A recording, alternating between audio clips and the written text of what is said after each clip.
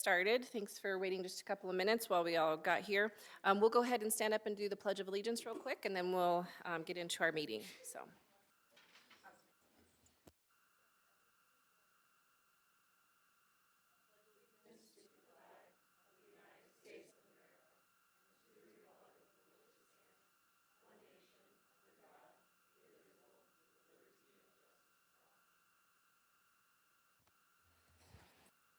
All right, thank you. We'll go ahead and call the meeting to order. And do we want to do roll call? Or, I don't think we need to. okay, we're not voting on anything, so it's more like a workshop. Okay. Well, Director Lima is virtual, and the rest of us are here, so. All right, you guys ready to come around or come up and so this evening, we're doing the Turnaround and Priority Improvement School Unified Improvement Plan presentations. We did this last year, and we decided it was easier to do these meetings outside of a normal board meeting. So we have Clifton Elementary, Rocky Mountain Elementary, Nisley Elementary, Grand Mesa Middle School, and Grand River Academy. So we'll let Jen kick it off for us. I will start it, but I will ask my principals to come on up. Yes. For a dance? We were waiting for an invitation. Oh, you're invited. Thank you. The only thing, wherever you sit is, say maybe do an alpha order, but.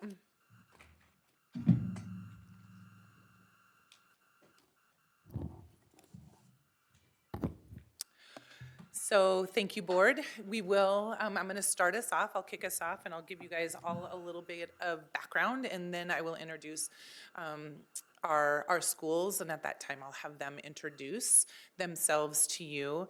And then I'm also, it's in the presentation, we ask that if you'll wait till the end, let everybody present, and then when you have questions, if we could do that at the end.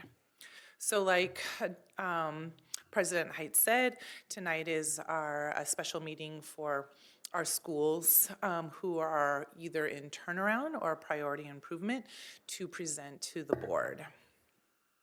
And this is part of a condition, a CDE condition that needs to happen.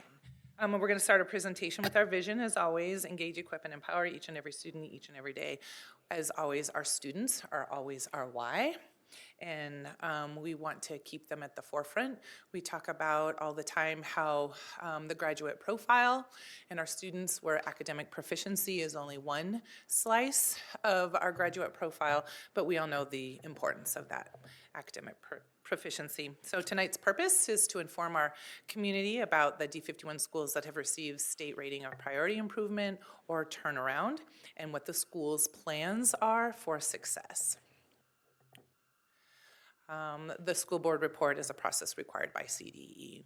So what does it mean to receive this rating? Again, it's our two bottom accreditations, and it's the bottom one, the red, is accredited with turnaround, and the second lowest is accredited with priority improvement. Accreditation categories are based on the total percentage points earned on a school performance framework, or an SPF. So here's just an example of an SPF. So at the top of an SPF, you'll see we have a plan type and a rating with growth and achievement totals. So in the blue circle at the top, this school, this example, this representation shows that there were 39.4 points earned out of 100 possible, and that means that this school had earned a priority improvement plan. At the bottom, you could see academic achievement and academic growth, approaching and does not meet, and each one of those categories of approaching and does not meet is based on a percentage of those achievement scores and those growth scores that I can talk to you a little bit later if you want some detail. I'd be happy to do so. Just some of this as a review when we had Jenny Hinkle from CDE last week, but just as a reminder that these scores are based on achievement scores and then growth scores. And for elementary and middle, it's a 60-40 split, that the majority of the score, the points, are awarded for growth. I've said it a number of times, growth precedes achievement, and we always want to emphasize in growth. High school, we don't have a high school with us this evening, but they have three criteria. It's the post-workforce readiness, the achievement, and the growth. But you can see there that growth is heavierly, it's weighted more than PWR and achievement. So here is the breakdown on a school performance framework. Again, it's the 40% achievement points for all students and for diverse groups of our students. And you can see those diverse groups and where each one of those groups and the points that are earned in those categories. And again, it's a percentage of the points that identify whether they're approaching, does not meet, meets, or exceeds. And then below that is the 60%. The weight with the growth points. Again, this is just an opportunity to provide an example. Growth always precedes achievement. We've said that. And you can just see that this shows that it's numerous. These are the number of pages of an SPF, and it's not just 1 point. When a school is in priority improvement or turnaround, they are challenged with numerous areas of impact, not just small specific ones. The reason or the lesson here is there is no program or silver bullet that does this work, but it is a broad spectrum of Tier 1 and universal instruction use. Each school in Colorado, regardless of accreditation category, will use their SPF to craft their UIP or the Unified Improvement Plan. Each UIP must identify major improvement strategies, or also known as MIS. And our schools this evening are going to share their major improvement strategies that they will be incorporating into their UIPs based on their SPFs. Am I good with all those acronyms? Okay, there are a few. So what approaches do these schools take towards improvement when they are identified? So we start, the top bullet, our site directors are a major source of support. They are here in the audience supporting our principals now. And they work with principals, all of their principals, not just the ones that you'll hear from tonight, to unpack their data and ensure that the school's MIS are focused on the areas that need the most improvement over time.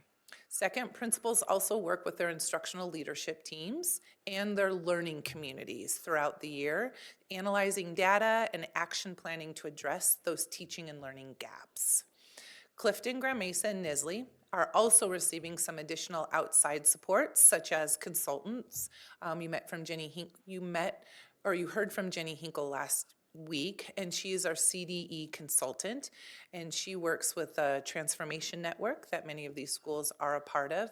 And then all of our schools this evening do receive some consultation from Strive. That's the group that we use that for literacy, and we have one school that's receiving some math support, our consultant.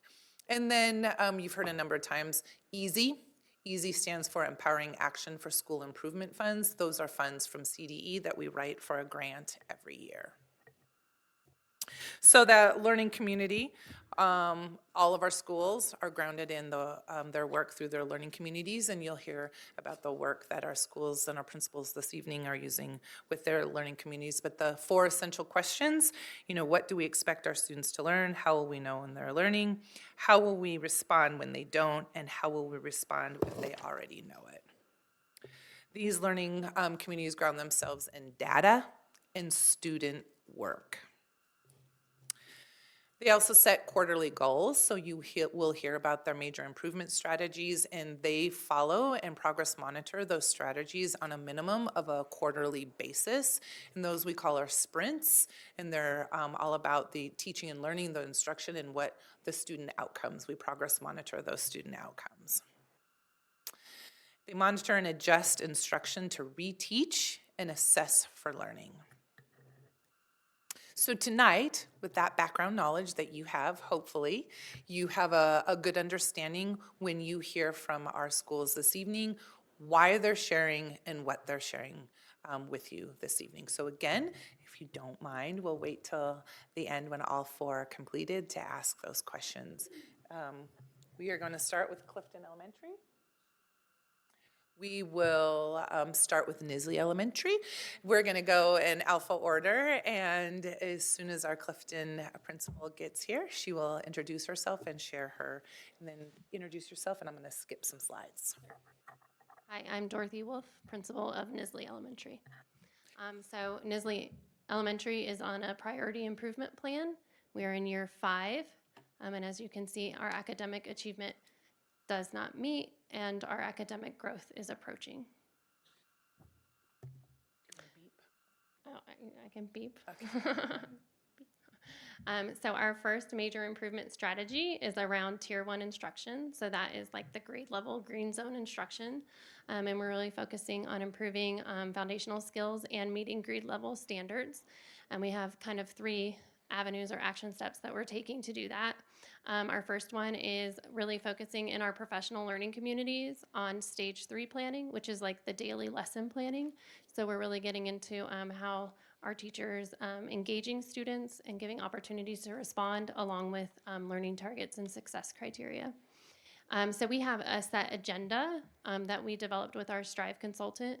That week 1 is looking at the overall module and identifying those learning targets and success criteria and what might be possible scaffolds for students and the assessments. And then week 2 is when we do that stage 3 planning where we're looking at what does it look like for each week and what questions are you going to ask students. And then week 3 is data meetings and cross conversations. The second step is we're doing monthly walkthroughs for both math and literacy, and our instructional leadership team is analyzing those, and we're utilizing the district criteria or rubric for explicit instruction. And then step 3 is we're having data meetings, and we're starting to ensure that we're using a body of evidence, and we're looking and we're using the protocol from Relay of See It, Name It, and Do It. And we're really, thank you.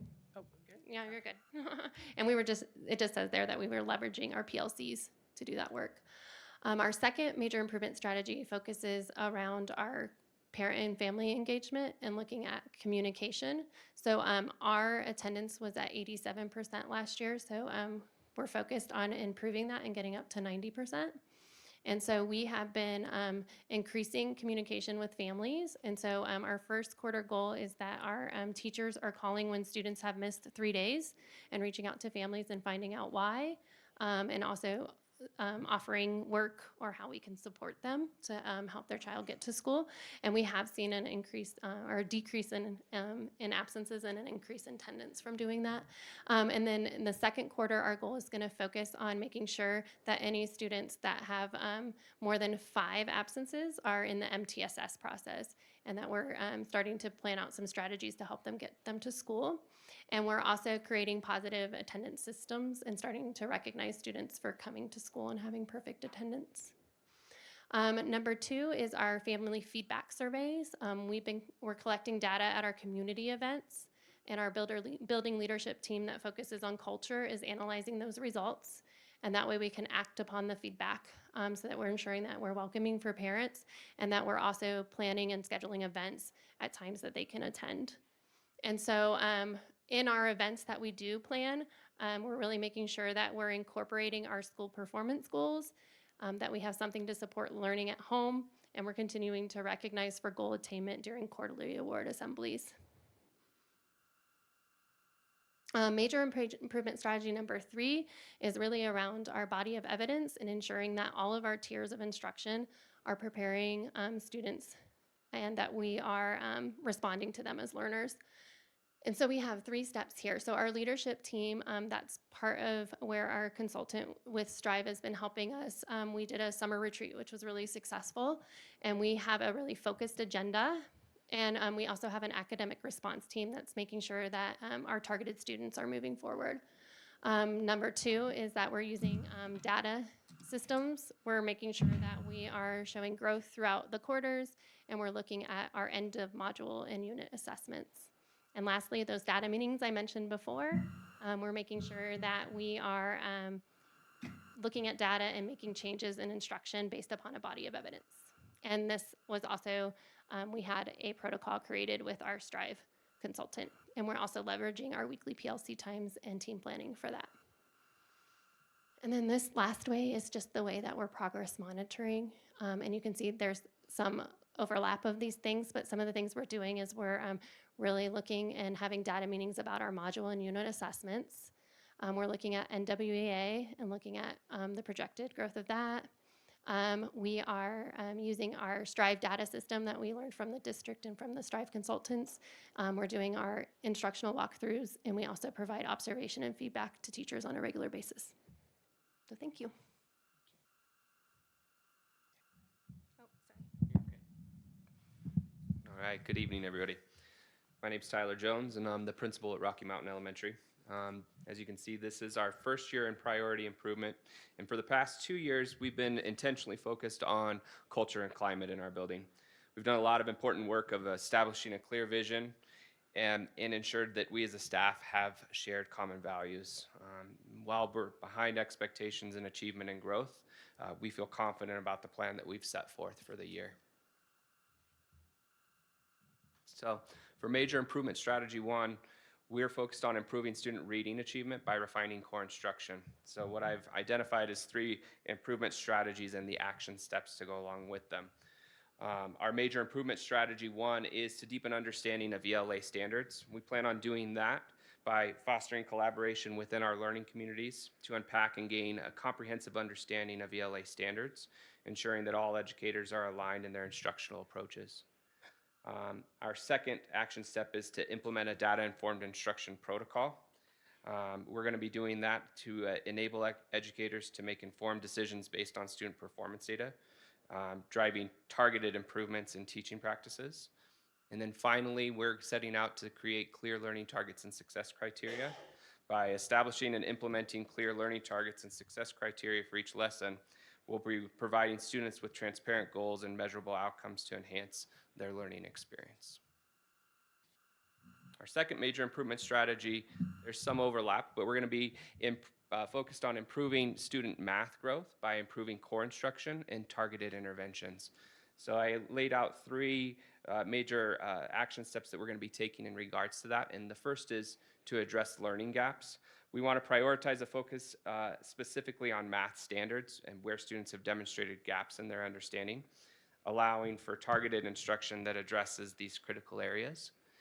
The second step, we want to make sure that we are aligning targeted interventions. So we want to develop and implement targeted interventions for Tier 2 and Tier 3 so that students are closely aligned with, so that the interventions are closely aligned with core instruction, ensuring that all students receive the necessary support to improve their math skills. And then finally, you're going to see the overlap where in math, we're going to also be focusing in on creating clear learning targets and success criteria.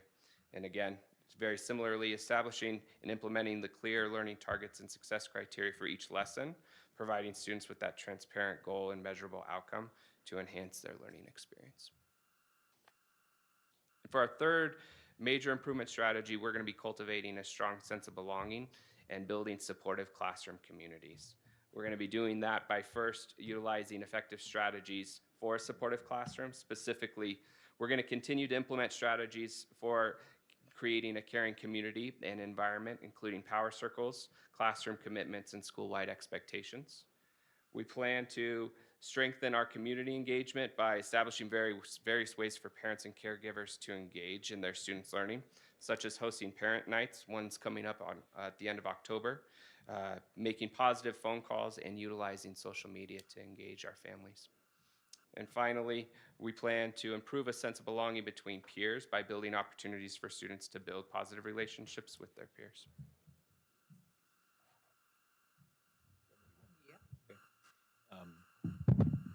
Excuse me. Good evening. I'm Randy Foster. I'm the principal at Grand Mesa Middle School.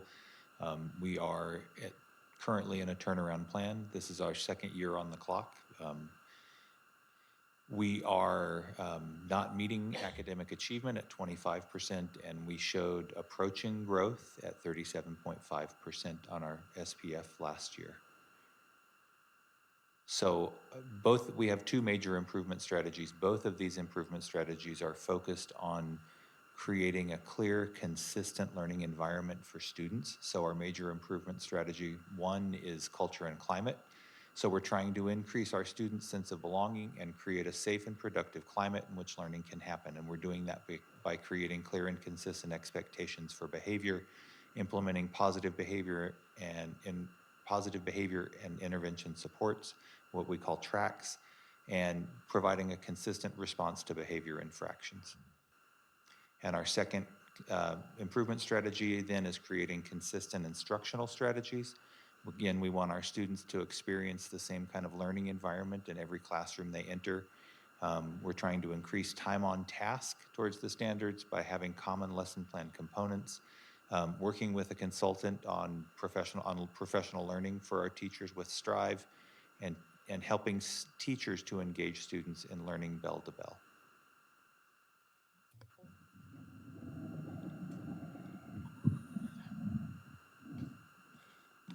All right.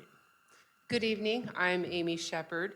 I am the principal of Clifton Elementary. Over the last year, we have made some great strides in the improvement of our student outcomes.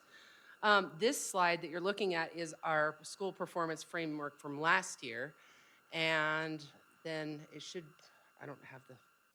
Click. Oh, okay. And this one, we have moved to priority improvement this year. And we are 2.5 points from improvement. We've been working with Relay Graduate School of Education as well as Jenny Hinkle with the Colorado Department of Education in implementing data cycles and targeted instruction within Tier 1. This past year, we moved from 25 out of 100 from turnaround to 39.5, and we moved from our does not meet in academic achievement and in growth to approaching in both. Our major improvement strategy 1 is effective student supports and culture. And again, last year, our biggest goal was to calm the learning environment. We were able to decrease our in-school suspension and out-of-school suspensions by 44%, and we implemented the 5 Rs. We are leveraging into that work. Our 5 Rs are, it's a framework that supports everyone in the understanding of an equitable discipline structure. And so kids will expect that every time that we're teaching within any kind of error of behavior. And our strategy is to increase the student belonging and engagement and increase our metric by 6% as measured by Panorama.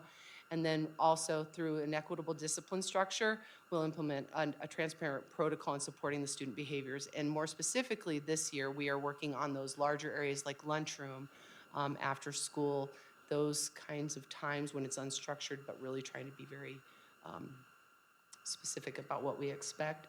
Additionally, we're also working on opportunities to respond, increasing the engagement within Tier 1 instruction. And that's that one. And then moving into our strategy 2, it's vision for instruction for English language arts and math.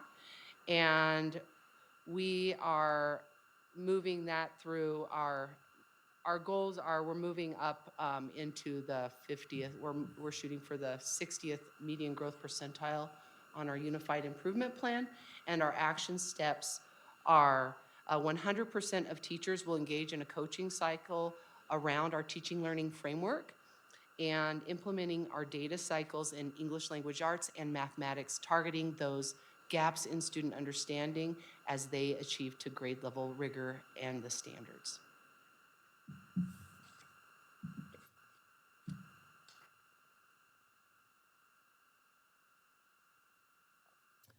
So with that, you have heard from our 4 schools. I hope you understand when I emphasize, as you probably already know, being here this evening is causing angst for each one of our principals. But none of our principals are here misunderstanding, or they know the sense of urgency, and they understand that, and every single one of them and their plans is all based in those positive student outcomes. And so with that being said, if you all have any questions, now would be your time. Mr. Foster? Could you tell me what bell to bell is?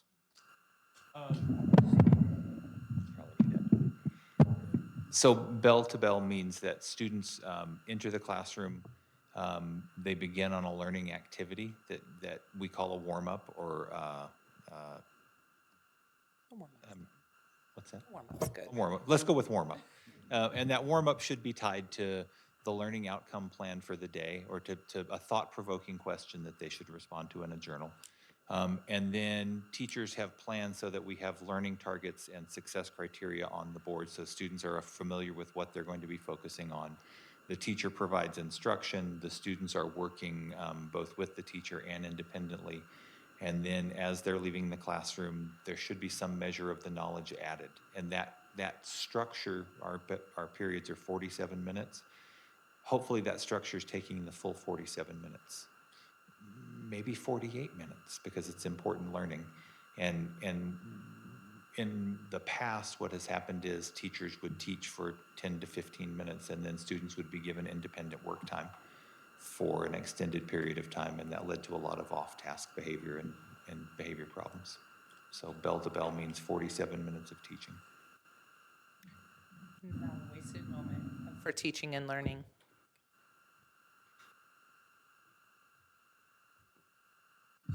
Yes. How long is your ELA data cycle? Our data cycle, so at the very beginning of the school year, we actually paced out our every grade level paced out English language arts and math within every unit that they need to cover throughout the year. And so it just depends. It's usually about the English language arts is about 3 weeks. It's a 3-week cycle. But then also if you add on the foundational literacy skills, there's another week within there. So we meet with teams every week on Tuesdays. And so we are either talking about English language arts, foundational literacy, or mathematics. And so we have that already paced out through the entire year as it comes in with what teachers are doing in the classroom. So then we pull the data right away and we're able to act upon it within the next few days and then act and then teach to the gaps. Thank you. Other question is for all of you who put down that you want to build a sense of belonging. How do you plan to do that? I'll start with Rocky. Absolutely. So one of the structures that we built is, as you saw in my action plan, is a structure called power circles. It's similar to other structures that schools use called morning circles, just isn't done in the morning. And it's a little bit more systematic. And what it does is it allows teachers to build some of that connection through just some really light questioning, but then also some questioning that allows some of that classroom community to be built. And so that's one of the structures that we're building out systematically through the building, just to give teachers that time to really connect with their class and build a powerful community. So we do, it wasn't one of our goals this year, but we've been working on that as well for several years and keeping those systems in place. But we do the morning meeting that you're speaking of. And then on Mondays, we do a community meeting as a whole school. We do it virtually. And at that time, we get to share like school-wide themes and focus in on that.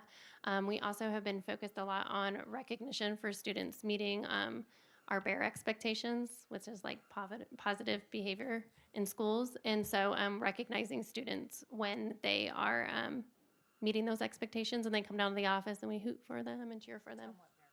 Oh, BEAR is, there's actually a chant, but I'm not doing that for you, I'm sorry. I do it every Monday morning, but you'll have to come to see that, or at our quarter assemblies. But B is be safe, E is everyone learns, A, accept responsibility, and R, respect SOS, school, self, and others. Thank you. So we're working hard on building a sense of belonging for our students, much like Nisley, on working on positive behavior, rewarding the kids who are behaving like we would expect students to behave in school, and we celebrate that. In fact, we're having a fun day tomorrow for students who met those expectations. We'll have an assembly on the 18th to celebrate attendance and academic achievement. Some of our sports teams really working hard also on creating a safe learning environment, trying to make kids feel safe. Last year at the end of the year, our average attendance was 81%. At the end of the first quarter, our attendance is at 89.6%. Thank you. Oh, our acronym is TRACS. So T is for trust, R is respect, A is accountability, C is cooperation, K is kindness, and S is safety. At Clifton, I'm going to talk about that safe learning environment, making sure that we've called that learning environment. So it's continuing to keep with our consistent structures with discipline and behavior. But then also we have a morning message. We have a morning message and a closing circle at the end of every day. The beginning of the day is run by me, and we meet virtually on a Google Meet. Every class does, and classes participate at the beginning and the end and throughout, like they're asked to participate as well. And what we've done is we've unpacked the Panorama survey around the sense of belonging and really taught the kids that explicit vocabulary around what do some of these words mean. For instance, like what is it like to pursue a goal? And so we're also unpacking that and also pulling out the data and looking at it with students and talking about this is our data and what does this mean for us? And additionally, we are working on increasing our PTO membership, our parent-teacher organization membership, as well as giving some other opportunities that are a little bit more out of the box. For instance, different, trying to invite people and having some of those invitational conversations instead of why aren't you involved? We'd love for you to join us because you have something to also bring to our community. And so that's also a piece as well. There's so much, but I'm trying to think of what. Thank you all.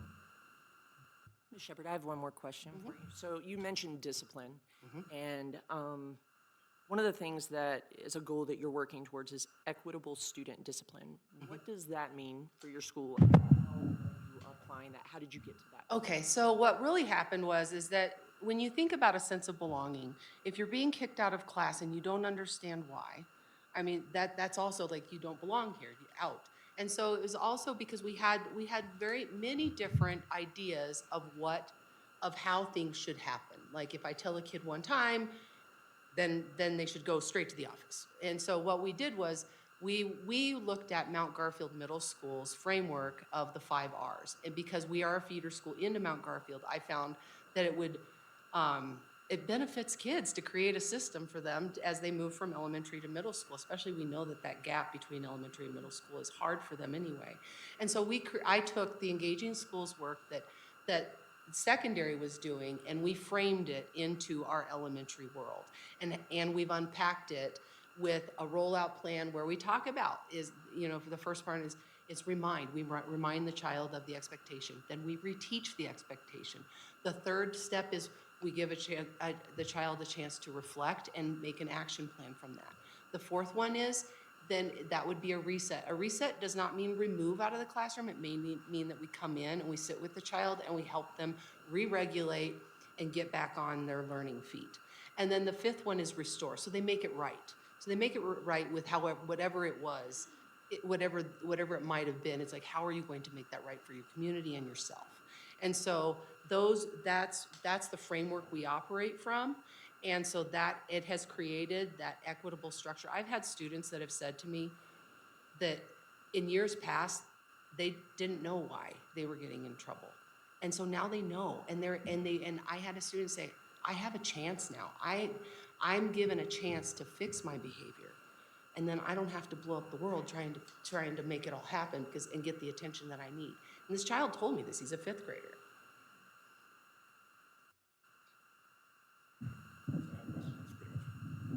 For anybody, do you guys feel, once you get to this point, I know the teachers are working hard, you guys are working hard, your admin's doing a great job, but once you get to this point, how do you keep that buy-in with the teachers going on? Like we're not really doing what we're supposed to be doing, and how do you relate that to like your students?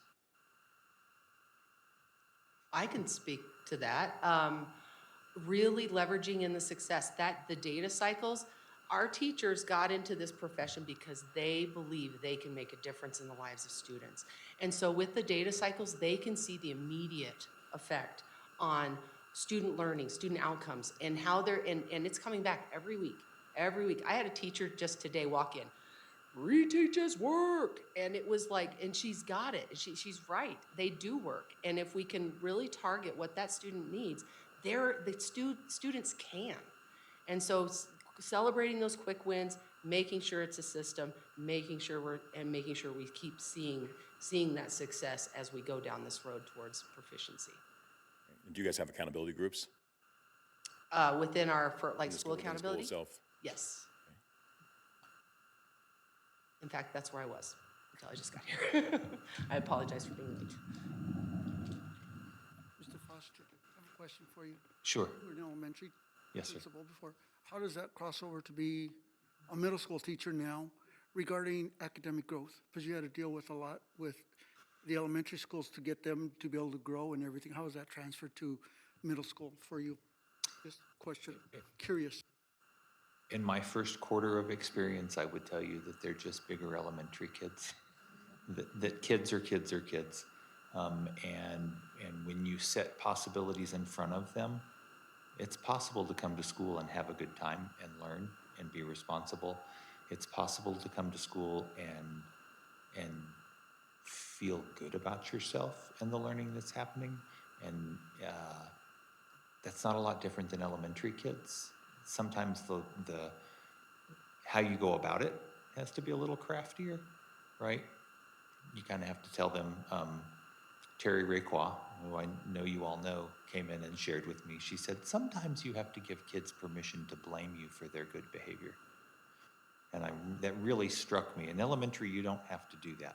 But in middle school, sometimes you have to convince kids to say, yeah, I can't do that. Mr. Foster will really, he's going to come down on me hard. So I'm not going to participate in the bad behavior that you all are showing.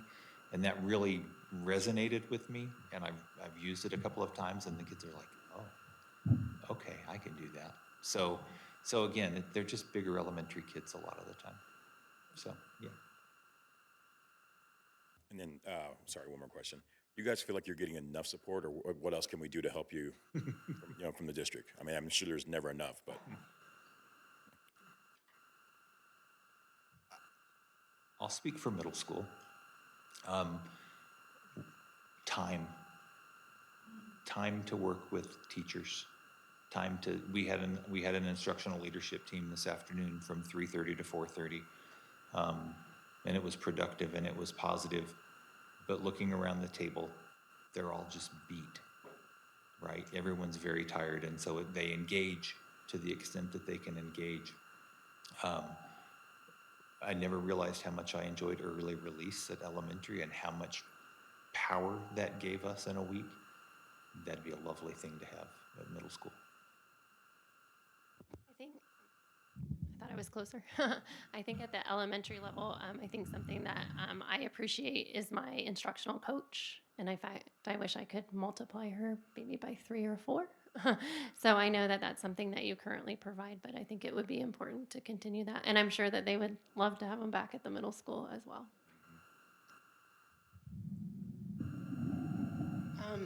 I am supported with our, I know our district really does try to support what we're doing and everything. I would say that when I think about supports that, for instance, last year I had a grant that paid for an administrative intern to support also. And so I had an assistant principal and administrative intern who was a teacher on special assignment, and it was a part of our Grow Your Own program. And then there was myself and my instructional coach. And my instructional coach, I would not be able to do the work that we do without our instructional coach. But the shift this year, because we are one person down because the grant wasn't there, I will say I'm running from behavior to behavior right now. And that's really what we are dealing with, especially in our early grades, in our K1s, 2s. We have a lot of dysregulated children, but yet we're working to teach them how to regulate themselves and how to be able to, discern if it's a big problem, small problem, and problem solve through things. But we're impacted with so many of the big behaviors that it's hard to be able to it's hard to be able to be in classrooms as much as you want to be because my assistant principal's working with one that's destroying a classroom, and then I have to go help with another one that's destroying another classroom across the building. And so that's really those in the moment supports, that's where we really, that's really where it is. But again, it's part of, it's the grant that was able to give that gift to Yeah, us. I'll just give it a little background. We very much liked that grant. It was part of the EASY grant. And we, at one time, at this time, we partnered with Colorado Mesa, and with EASY and this portion or part of the grant, you have to be an approved CDE provider. And at that time, Mesa or Colorado Mesa was, so we were able to pay somebody not only to get their admin credentials, and we paid a paid internship or a fellowship, and both Clifton and Grand Mesa and Mount Garfield, before you were there, they each had TOSAs that we were allowed, or we were afforded the opportunity to pay their salary, and they had a position as administrative support. We're not going to be able to do it this year, but Mesa, or Colorado Mesa, is going to make sure, there is some change of folks over there, and they'll make sure to get back on that. And so should we need or to write for EASY again, we'll be able to do that again next year. Director Lima, did you have any questions? No, thanks. I think the questions that you all asked were perfect. Thank you. Great. One question I have is you've all mentioned reaching out to your communities, and I don't think it's lost on if kids have a supportive home environment to do extra reading or to work on the homework. Do you feel that that's a significant challenge at each of your schools, is that parent engagement with their kids, so that when the kids get home, I mean, they know how they need to support their kids and the work that they need to do that helps support them when they get back to school, or what's the correlation or relationship there? And then as you're reaching out to your parent communities, like, what are you going to do to help emphasize that it's super important when families spend time with their kids after school, doing reading and whatever homework things they have to do. I have to do it with my own third graders, so I imagine that other third graders in the district have to do it as well, so. I would love to answer that. I think our parents, like all parents, want to support their kids, right? There's just no question that their goal is to support their students. Oftentimes in my community, their parents are working 2 jobs and aren't home. Oftentimes, I have students who stay home to take care of younger siblings. The reality is the parent support I'm hoping to get from my community is just a huge emphasis on how important the school day is, right? Math, I'll just use an example. Math is math is math. 3 plus 4 is always going to be 7, right? We have taken math and turned it into a secret code at times, instructionally, because we want to teach kids multiple strategies. And so we send math homework home to families, and I get calls the next day, and it's like, this is like no math I've ever seen, right? And my message is always, it's still math. Thank you for helping. Just support your kids and tell them it's important that they try, that they're giving 100% effort, because this is an important thing for them to learn. And no one ever fights back about that. No one ever says, I can't do that. So that for us, that's the biggest parent support we want. And I'll resonate, just also that say, our parents send their very best every day. And I believe that, and they're doing their very best. Again, they are working 2 to 3 jobs. And so it's also trying to find ways for them to be able to support that positive school mindset and that academic mindset as well. And I think the other part of it is that I know that Megan and I, my assistant principal, we really truly get out there and talk to our families in the parking lot, and we want them to see us as approachable, because school isn't always like emotionally safe for them either. And so we want to make sure that they are feeling welcome to be able to come to the school and ask questions and see us as approachable, and that we're a partner in their children's education as well. And so that's another way that we're really truly trying to bring them in too and invite them in. And it's not always, we don't have to just always force ourselves onto them, but inviting them in just by being present and asking just those questions about how are you doing? I think they captured it really well. I mean, I think the most important thing is that we're building lots of bridges for parents, so that we're not seeing it as we're giving you homework to do with your kid, and that can create a fight and that can create a challenge, but creating lots of bridges and lots of opportunities. And one thing that I do that I know that others do as well is creating those options. So some of the books that we send home are high engaging texts that have an opportunity for kids to have a small portion, but that's a little bit more interesting adult portion. Again, just trying to give parents plenty of opportunities to see that if you're engaging in your child's learning, that they're going to be more and more successful. And so I think they captured it well, but that's what I would add to it is lots of opportunities, lots of bridges, so that they see us as partners. I think really what I was digging at behind this is not to discourage parents. I mean, we know, like you all said, they're wanting the very best for their kids, and they're doing their hardest to obviously provide for their kids and, all those things. I just wonder, from a board standpoint, our role, is there a way we could help with those communities? Can we be a community connector that doesn't necessarily put anything on your all shoulders, but that comes in as a support for the community to help support those parents, right? What are things that our community could do to wrap around and love those communities for, a single mom that works 2 jobs? I'm sure she would want nothing more than to spend 10 or 15 minutes reading with her child, but like you said, even with your teachers at the end of the day, I'm sure she's spent as well. And I'd say that's probably true for all parents. I mean, I have some days where I'm really tired and you're like, okay, I really need to do this. And so I don't have the answer right now. I'm just putting it out there as like, I don't think this has to all land squarely on your shoulders or squarely on the parents' shoulders when they're kind of at their wits' end and they don't know what more else they could do. I think I put it out as a challenge to us as board members, since we're the elected community officials, to say, what could we do? And I think we live in a great community that does a lot. We've built some community centers out that way and different things, but I think it's just more of us keeping our ear to the ground to say, what could we do to help support those parents and those families that would then be, a benefit, to those kids.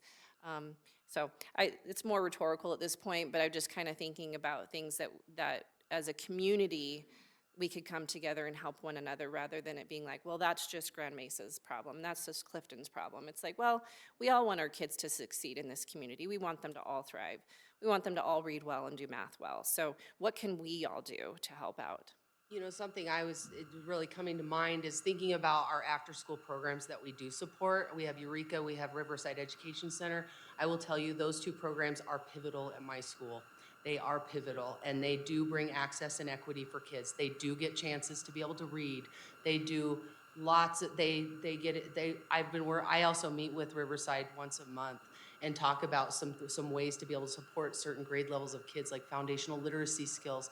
And so also strengthening those outside supports as well, because they are an outside entity and they are funded by outside funders as well. And so I think also, if I could give a plug to them as well, they are pivotal for our schools. That's great. That's good. I think that might just be more of our community needs to be aware of that, right? I think, obviously, we work with them a lot as the district, but they are not funded by the district. They have to go out and find their own grants and things like, so I think maybe that's just where we can work on bringing more awareness to make sure our community knows that they can support those programs, which then are direct help, like after-school tutoring, basically, things like all those little time on tasks just help. And then it takes the load off the parents when they get home and they get to actually spend some time with their kids. And like you said, then homework doesn't become a fight. So, great. Rec is having a fundraiser this weekend. Yes, so there you go. Yeah. See, this is why I was bringing it up. To piggyback off that, I mean, working on the other side of the district, and I've had an opportunity to work with Mr. Foster at Lincoln Orchard Mesa, and just seeing how much rec really helped those kids, because we had kids that would otherwise be at home by themselves. And they had an opportunity to be in rec. They received help with any schoolwork that they didn't understand. I mean, Snacks. what's that? Snacks as well. Yes, snacks as well. A safe place with some food. Yep, they had opportunities to, have that communication with their peers and build relationships that they otherwise wouldn't have. So yeah, I agree. That's an absolutely fabulous program. Thanks for the feedback. Mrs. Shepherd, I was just wondering, when you talk about the behaviors in your students with trying to regulate their emotions, what's the mental health regarding, how much mental health do you have in your staff to be able to help them regulate? Well, we have a full-time counselor, but then also part of our rollout of our equitable discipline structure was also teaching our teachers how to support our kids in regulating in the classroom environment. And so we went, it's still going on, and continually also not only supporting a student in being regulated, but also regulating yourself and knowing when you're dysregulated versus when you are regulated, or how that also does impact. So for qualified staff, I have my school counselor, but she doesn't do anything therapeutic. And then we also have some district mental health therapists that do come in, but it's not systematic. They have to be referred. There's a process involved to be able to support individual students. So we do have one person. So the other part of your population that I'm acquainted with, how much of your staff has had training in trauma-informed care? 100% of our staff. And we've done, at the beginning of the year, any of our new staff, we also did the trauma-informed as well. We made sure to onboard them during their their induction days where the new teachers come in. So we did that. That was part of our onboarding process, was the trauma-informed learning that we did. And all staff in my school has been trained, and we continually do bring it back. And so it's a cycle. So we do come back and remind, and we continually reteach it. I don't see any other questions. Yeah, the only thing I'll add, one, Principal Foster didn't say this, so I'm going to say it for him. We were really excited about his leadership coming into Grand Mesa as well, because he has that strong background in early literacy. And I think a lot of times we forget that, or we assume that once kids hit middle school, they've got reading figured out and they're going to do just great. And we have a lot of middle school kids who still are learning to read in many ways. And so I think that's an asset that Principal Foster brings to the middle school level that we're excited about. And I know we're going to see great results there. But he didn't say that, so I'm going to say it for him. These items at the top, I appreciate y'all mentioning these. Time to work with teachers, early release, that hasn't gone away. We're still having conversations about that, but it takes a change there. And then these other pieces around instructional coaches, behavioral support. I agree, and I'm glad y'all brought those up. It's just a reminder to, I think, all of us in our community that those things cost money. And if we're going to be one of the lowest funded school districts in the state, and if we're going to be one of the lowest funded when it comes to mill levy overrides, we're going to have to expect that we can't afford things like that. And so if those are supports that we need for our schools, then we need support in areas like mill levy overrides. So I'm just going to throw that out there. The other thing that I'll mention is, one, I just want to end with saying I appreciate y'all being up here. I know this isn't easy, but I appreciate y'all's leadership and your staff that's in the crowd as well, and our site directors and everybody at central office that supports y'all in your schools. Every school is different, every situation is different, so you can't peg it on one thing, but I appreciate the plans that y'all brought tonight, and I appreciate the time y'all put into it. And I just want to say the schools up here can make it to the top 2 academic levels because your schools have done it before, right? Like, if we go back and look at the 14 years of SPFs for the buildings, all the schools up here have been at performance or improvement at some point, so I know y'all know that we can get there, and that is a district expectation and a goal that we set, right? And so all these leaders up here know that's the expectation. They're doing all the work to get us to those top 2 levels, so I appreciate that as well. And I think the things you heard tonight are around strong leadership, structures and systems that are sound, belief, and hard work. And I'll just end by saying I appreciate y'all stepping up and leading in the schools that you're leading in, because y'all know that your schools have challenges, for lack of a better term, that some other schools don't have, and it takes special folks that want to work in those environments and want to do right for kids. And so I know these are challenging situations, but I appreciate y'all's leadership being in those schools, and I appreciate the work you're doing, and I look forward to seeing the fruits of that as well. So thank you all for taking the time to be here tonight.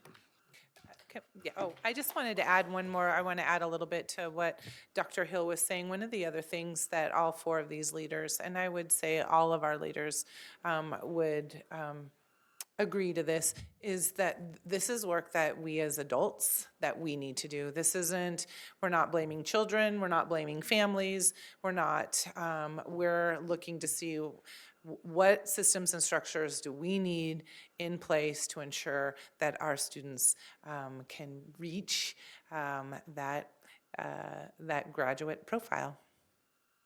That's all I wanted to add.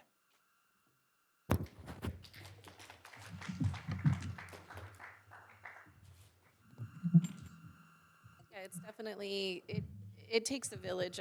And I know that's a cliche term, but I do think it's a community, it's families, it's the schools, and it's something we all need to work towards together, and so, from the board standpoint, we have this sort of 30,000-foot view, and sometimes it's like, well, how do we support you all? And I think if there's maybe ways we can just, like I said, build those connectors that help support you, that help support the families, that support the communities, I think those are ways that we can do that to help promote things that just help make things a little bit easier, a little bit brighter each day, right, for our kids. And I think, Dr. Hill, when you said belief, I think that answers your question, Will, when you asked them, like, how do you keep going? I mean, I would ask you as a coach, like, what keeps your team going when they've kind of had some losses, or they feel down? It's like, I think it's just the belief and knowing that you can do it. And so I think you summarized that really well, Dr. Hill. So, yeah, I don't want my question as far as family goes to come off that, I just know parents families play a pivotal role in helping their kids, but I want to know how we can help the parents, because I know we all are worn out, and sometimes we need a little bit of help so that we can help our kiddos. So thank you all very much for your time. And I think as far as leaders are the ones who step in and say, we're doing this and we'll figure it out, and you move forward with it. So you guys are great. We appreciate all that you do and all that your staff does. Right.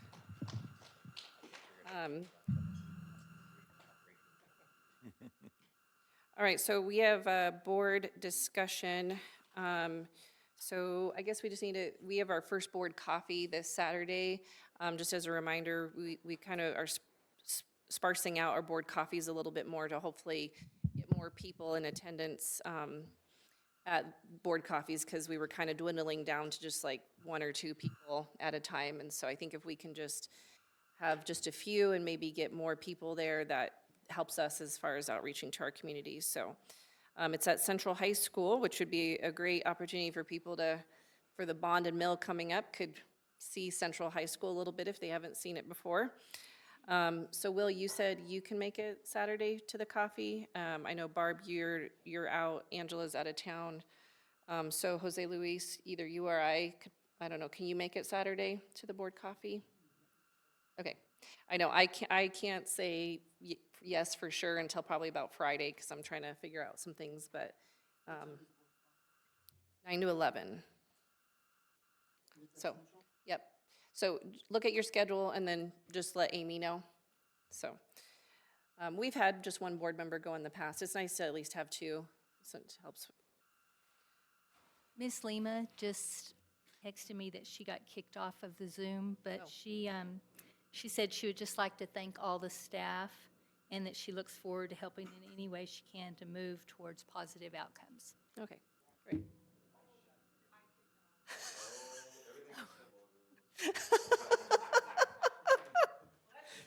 All right, well, it's on the record now. Amy read her comments. Thank you for that. So, no. Well, yeah, I guess we never know which computer we're all connected to. So, all right, so, okay, so at least Director Jones will be there Saturday, possibly either Jose Luis and myself, or all 3 of us. Watch, we'll all be able to show up. So, anything else, board? Any other discussion? I know we have a business meeting next week, so, All right, we'll go ahead and adjourn. So thank you all for your time this evening.